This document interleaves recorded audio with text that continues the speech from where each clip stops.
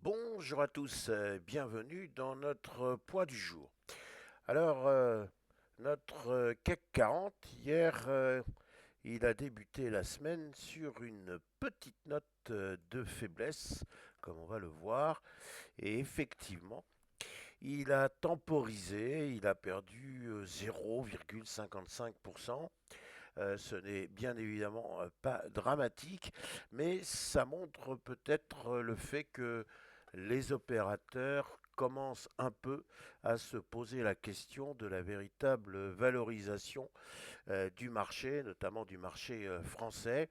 On n'oublie pas que le chemin parcouru depuis la terrible journée du 2 avril, la fameuse libération le délibération, donc effectivement, euh, depuis, le CAC 40 reprend petit à petit tout ce qu'il a perdu. Et l'on voit même qu'il laisse des gaps, c'est-à-dire qu'il y a des impatiences du côté des acheteurs.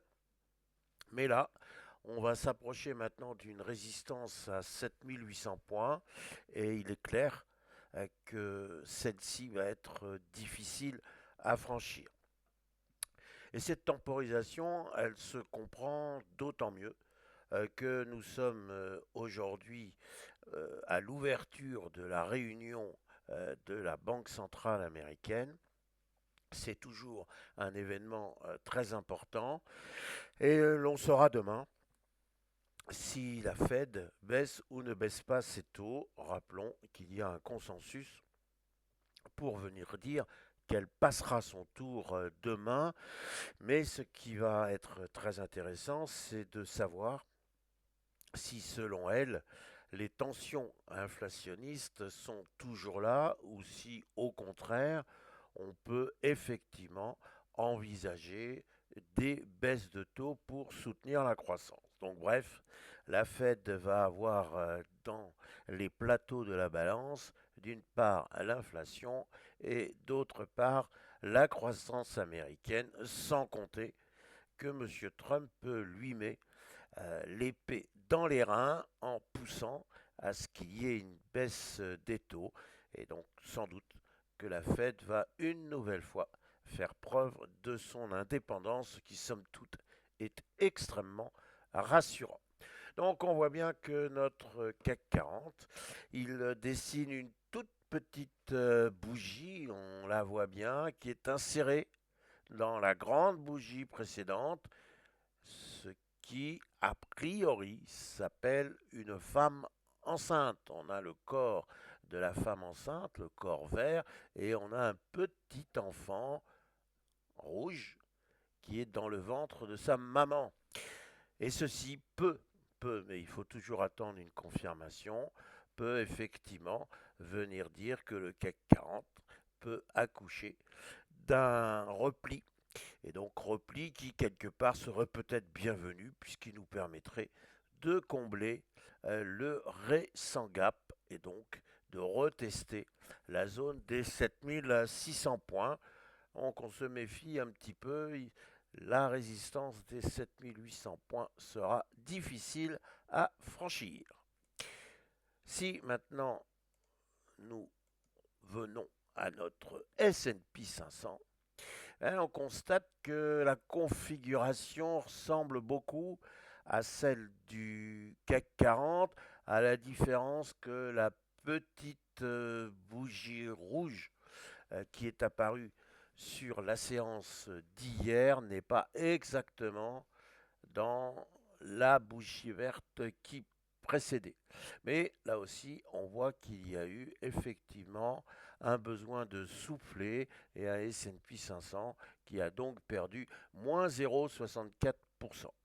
Ce que, ce que l'on peut toujours constater sur le plan graphique, c'est qu'on est en présence d'une petite résistance, nous l'avons qualifié de petit obstacle. Ce petit obstacle, eh ben, il est sur la ligne des 5700 points.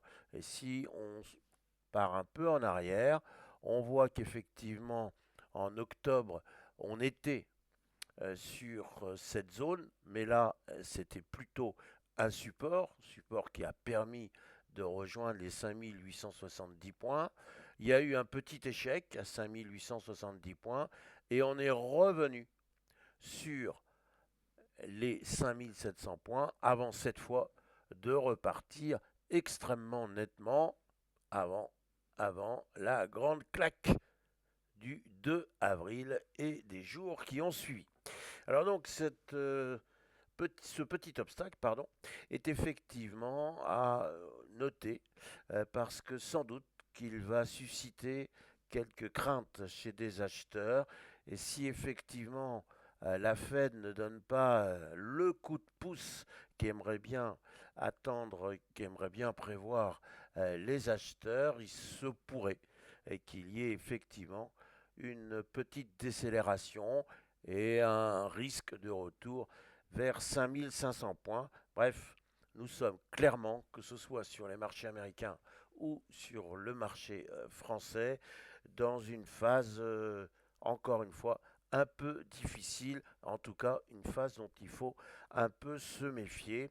Alors évidemment, tout ce que je viens de dire serait totalement faux si l'on déborde avec engouement les 5700 points. Mais hormis cette hypothèse très optimiste, nous préférons rester pour le moment encore assez prudents. Alors encore une fois, cet après-midi, c'est l'ouverture de la réunion de la Fed. Généralement, les opérateurs se font discrets. Et puis, il y aura la balance commerciale. Alors, il y a des indicateurs qui sont considérés comme un peu neutres, et puis d'autres qui sont considérés comme importants. Mais, et c'est là où c'est passionnant de commenter les marchés, il y a parfois des indicateurs qui, dans le cadre d'une psychologie collective, sont très importants. Normalement, la balance commerciale, bref, ce n'est pas un élément susceptible de provoquer une forte volatilité.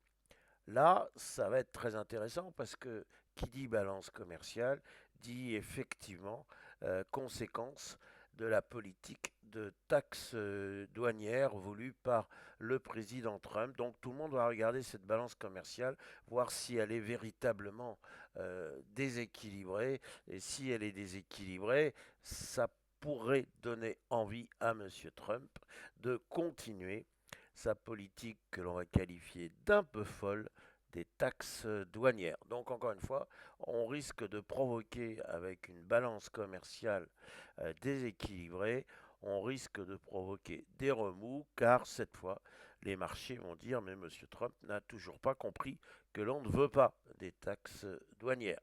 Voilà nos réflexions du jour. Il me reste à vous souhaiter une excellente journée. Encore une fois, une journée sous le sceau de la prudence. Merci.